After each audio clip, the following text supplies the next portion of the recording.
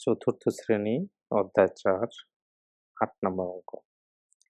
৮ নম্বর অঙ্কে বলছে কি ৫০০ টি পেন্সিল থেকে প্রতি বক্সে ১২ টি করে পেন্সিল রাখলে কতটি বক্সের প্রয়োজন হবে এবং কতটি পেন্সিল অবশিষ্ট থাকবে?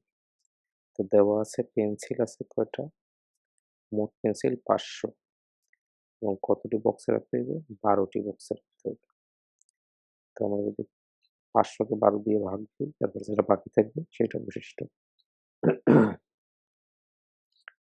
তো মোট বক্সের সংখ্যা ১২ ভাগ ৫০০ মানে ৪১ টি বক্স লাগবে আর ৮ টি বক্স অবশিষ্ট থাকবে।